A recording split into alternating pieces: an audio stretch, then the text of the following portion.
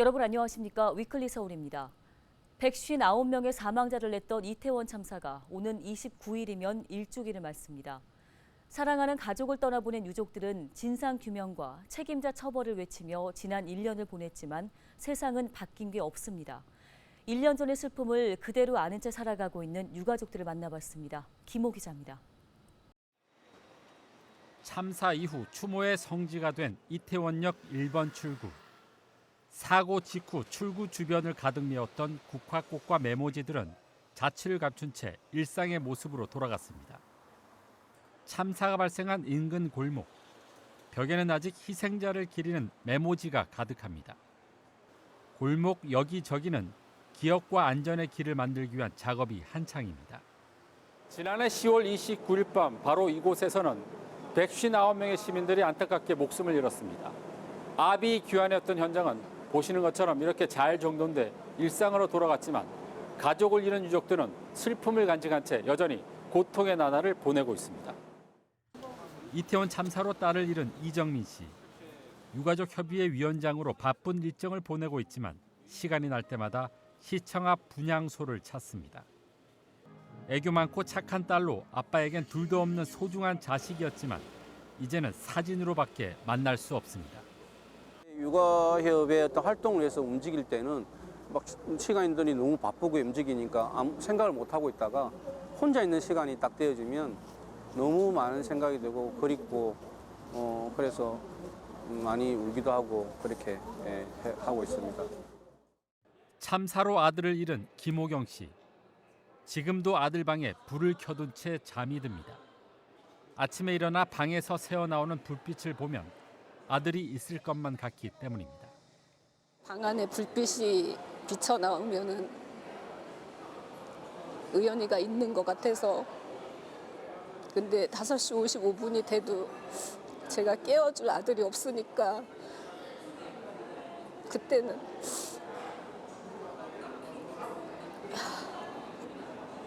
너무 보고 싶어요. 아들에 대한 기억이 지워질까 봐 사고 당일 벗어놓고 간 옷가지를 그 자리에 그대로 둔 채 아들이 생각날 때마다 채취를 맡곤 합니다. 보고 싶을 때 가서 그 냄새를 맡으면 그 옷에서 의연히 냄새가 나요. 근데 지금은 그 냄새가 점점 이제 옅어져 가서 너무 안타까워요.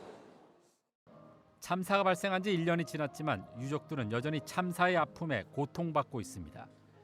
유족들은 이제라도 사고에 대한 진상규명과 제대로 된 책임자 처벌이 이루어지길 바랄 뿐입니다.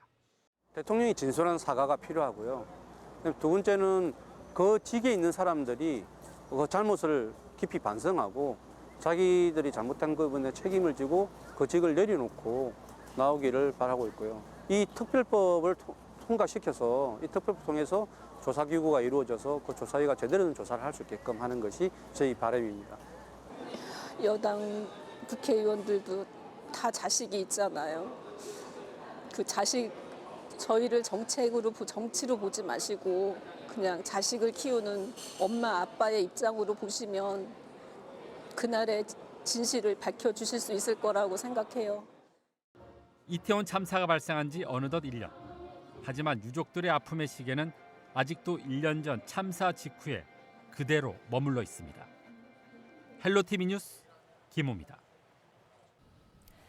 고유가, 고물가의 시대, 추운 겨울이 미리 걱정될 수밖에 없는 사람들이 있습니다. 바로 에너지 취약계층인데요. 어쩔 수 없이 연탄을 떼야 하는 에너지 취약계층을 위한 연탄 나눔도 시작됐습니다. 현장에 김진중 기자가 다녀왔습니다. 서울의 마지막 달동네라 불리는 노원구 백사마을입니다. 현재는 재개발을 앞두고 있지만 마을이 형성된 1960년대 이후 아직까지 도시가스가 들어오지 않아 연탄으로 생활하는 가구가 많습니다. 이른바 에너지 취약계층. 일찌감치 찾아든 찬바람에 주민들은 올 겨울이 벌써부터 걱정됩니다. 빨간 고무통 안에 켜켜이 쌓아둔 연탄이 바닥을 보이면 어쩌나 늘 노심초사입니다. 그러니까 하루에 9장 되는가? 9장, 3개씩이 9장을 떼는데 또 연탄이 꺼지고 어쩌고 하면은 10장도 들어가고 그래요. 항상 걱정이죠. 항상 연탄을 얼마나 줄라나. 연탄이 떨어져 가면 걱정이요. 오른 전기값 걱정에 평상시 전기불도 끄고 사는 과고단 할머니. 추석 이후인 10월부터 연탄불을 떼긴 했지만 어떻게 더 아끼고 살아야 하나 머리가 아픕니다. 그럼 연탄이 없으면 여기 생활하기 힘들 정도예요? 어렵죠. 여기서 연탄 여기 앉을 때는 아유 저거 태닝까지 다니면서 나무에다 떼거든. 여기서 아침에 한 장, 저녁에 한 장, 두 장, 애껴야 두 장이냐. 그러니까 또 꺼질까봐 늘 들여다보지. 과거 천여 가구가 넘던 이곳에 남은 가구는 100여 가구. 여전히 연탄 난로를 떼야지만 생활이 가능합니다. 쌀쌀해지기 시작하는 10월부터 4월까지 한겨울을 나려면 한 달에 150장씩, 1년에는 1000장가량의 연탄이 필요합니다. 2010년 기준 한 장당 500원에 불과했던 연탄 가격은 10년 만에 850원으로 상승하면서 서민들의 부담도 클 수밖에 없습니다. 25년째 전국에 연탄 나눔을 실천하고 있는 서울연탄은행. 올해도 에너지 취약계층을 위한 활동을 시작했습니다. 달동네 언덕길을 지나 봉사자들의 손에 의해 하나씩 차곡차곡 쌓이는 연탄. 여럿이 힘을 합쳐 20일을 거뜬히 날 수 있는 200장의 연탄을 각 가정에 전달합니다. 전국의 연탄 가구는 7만 4천여 가구로 2년 전인 2021년보다 감소했지만 전국 17개 시도 중 서울, 대구, 충북, 제주 등은 연탄 사용 가구가 오히려 증가했습니다.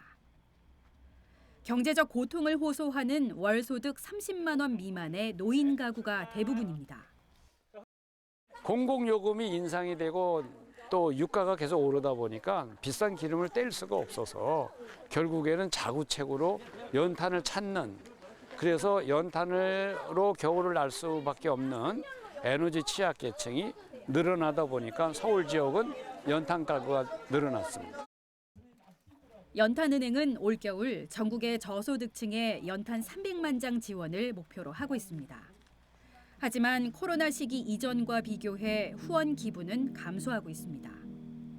전국의 7만 4천여 에너지 취약계층 가구를 향한 지속적인 관심과 온정의 손길이 필요해 보입니다. BTV 뉴스 김진중입니다. 고물가로 생활비에 허덕이는 소비자를 대상으로 유통업계들은 저가 전략을 내세우고 있습니다. 소비자들도 상대적으로 저렴한 제품을 선호하고 있는데요. 고물가에 대처하는 업계와 시민들의 모습 카메라에 담아왔습니다. 이재원 기자입니다. 서울 은평구의 한 대형마트. 생활 물가가 고공행진을 하면서 소비자들이 주로 찾는 것은 1+1 제품입니다. 한 번에 단일 품목을 대량으로 사 가격을 낮춥니다. 물건을 선뜻 사게 되질 않고 심사숙고해서 보고 또 보고 가격이 이렇게 가서 보면은 뭐 이렇게 할인 30% 할인한다, 1+1이다 그러면은 그쪽으로 더 이제 신경이 써지고. 유통업체 브랜드 상품인 이른바 PB 상품도 전성기를 찾았습니다. 해당 마트는 최근 자체 브랜드 상품을 26년 만에 부활시켰습니다. 또 자체적으로 운영해온 밀키트 등 PB 상품들의 가격을 연말까지 동결한다는 계획입니다. 해당 제품 점포의 올해 8월까지 매출은 지난해보다 6.4% 증가했습니다. 가격 동결을 통해 소비자 유입을 강화한다는 방침입니다. 그런 거에서 요즘 제가 식용유, 카놀라유 같은 거를 지금 PB 상품 씁니다. 그전에는 안 썼거든요. 근데 지금은 그걸로 써요. 그걸로 대체를 해서 쓰고. 왜요? 가격이 너무 차이가 나니까요. 대형마트들의 공동구매 행사도 인기입니다.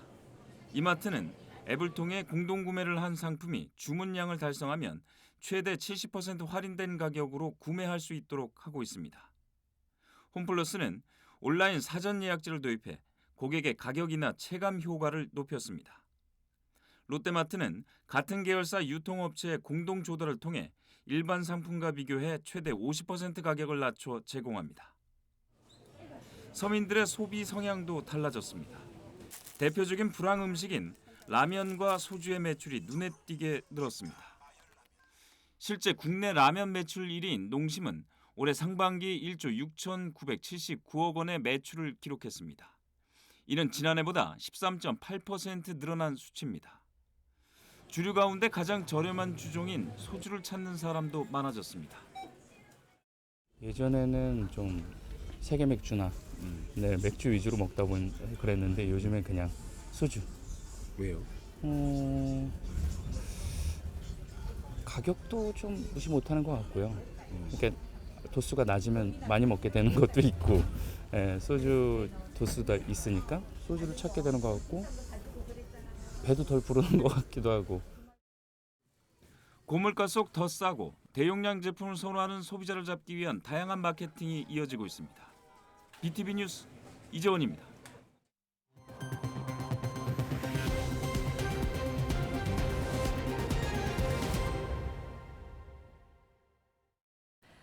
설악산 단풍이 절정으로 치닫고 있는 가운데 북한산에서도 올해 첫 단풍이 관측됐습니다.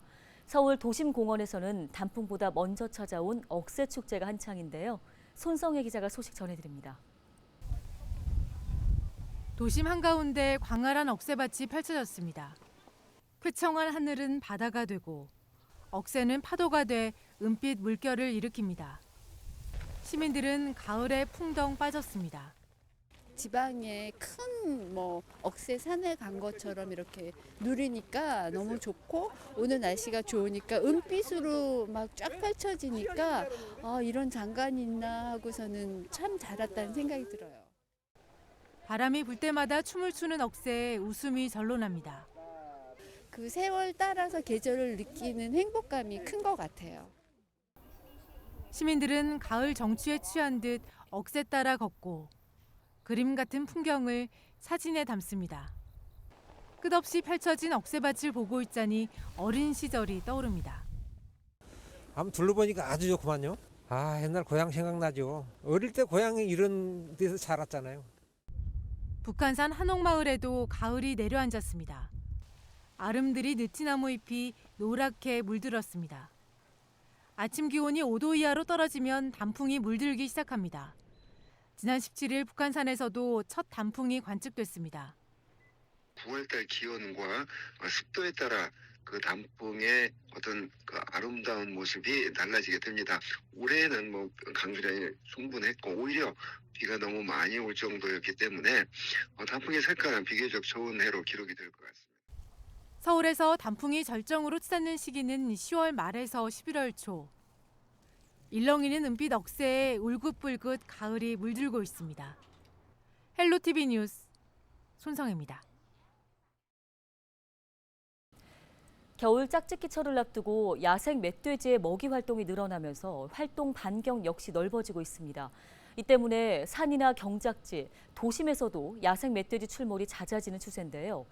예상치 않은 장소에서 야생 멧돼지를 만났을 때 어떻게 행동해야 할까요? 대처 요령법을 김한식 기자가 전해드립니다. 지난 2017년 10월 도심 시내의 한 상가. 몸집이 제법 큰 생명체가 상가 내부 이곳저곳을 헤집고 다닙니다. 멧돼지입니다. 예상치 못한 불청객의 습격에 놀란 사람들이 책상 위로 몸을 피합니다. 주로 깊은 산속에서 생활하던 멧돼지가 민가나 도심에 출몰해 시민들을 위협한 건 어제 오늘 일이 아닙니다. 소방청 자료를 보면 지난 2020년부터 최근 3년간 멧돼지 출몰은 전국적으로 7,700여 건으로 집계됐습니다. 1년 평균 2,500여 건, 1일 평균 7번 나타난 셈입니다. 최근 3년 월별 멧돼지 출몰을 분석해 봤더니 11월이 가장 많았고 10월, 1월 순으로 나타난 반면 8, 9월이 가장 적었습니다. 멧돼지가 가장 많이 출몰한 지역은 서울로 1,400여 건, 그 뒤를 경기와 경북이 이었습니다. 반면 멧돼지 출몰 빈도가 가장 낮은 곳은 인천과 제주로 집계됐습니다. 지난 2019년 가을 아프리카 돼지열병 발생 이후 매년 8만 6천여 마리의 멧돼지가 포획됐지만 개체수는 시민들이 체감할 정도로 크게 줄지 않고 있습니다. 전문가들은 왕성한 번식력을 갖고 있는 데다 천적이 없는 생태계를 꼽고 있습니다. 암컷 한 마리당 10마리 안팎 새끼를 낳고 있고요. 또한 현재 멧돼지 천적이라고 할 수 있는 호랑이, 표범 같은 대형 맹수가 없기 때문에 야생 멧돼지의 활동 영역은 통상 서식지에서 5제곱킬로미터로 알려져 있습니다. 때문에 가을철 산행이나 도심에서도 마주칠 수 있습니다. 만약 멧돼지와 조우하게 된다면 흥분시키는 행동 등을 하지 말고 침착하게 대응해야 합니다. 절대 소리를 지르거나 위협적인 행동을 해서는 안 되고 자리를 떠날 때 등을 보여서도 안 됩니다. 주변의 나무나 바위 등 은폐물을 찾아서 몸을 피하는 것이 가장 중요합니다. 관계 당국은 또 야생동물이 자주 출몰하는 도로에서는 서행 등 안전운전을 해야 한다고 밝혔습니다. 특히 경작지에 나타난 멧돼지를 쫓기 위해 소리를 지를 경우 공격당할 위험이 큰 만큼 우선 소방이나 경찰에 신고해 줄 것을 당부했습니다. 헬로티비 뉴스 김한식입니다.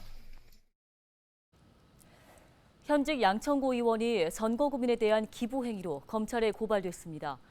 양천구 선거관리위원회는 기관 3곳에 추석 선물로 샤인머스켓 96상자를 제공한 현직 A 구의원을 공직선거법 위반 혐의로 검찰에 고발했다고 밝혔습니다.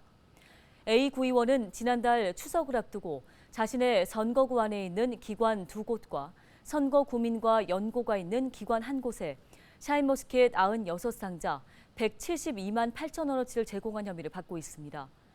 공직선거법 제113조는 지방의회 의원 또는 후보자가 되고자 하는 자는 선거구 안에 있는 자나 기관에 기부 행위를 할 수 없도록 규정하고 있는데요. 이를 위반할 경우 5년 이하의 징역 또는 1,000만 원 이하의 벌금에 처해질 수 있습니다. 네, 오늘 준비한 소식은 여기까지입니다. 시청해주신 여러분 고맙습니다.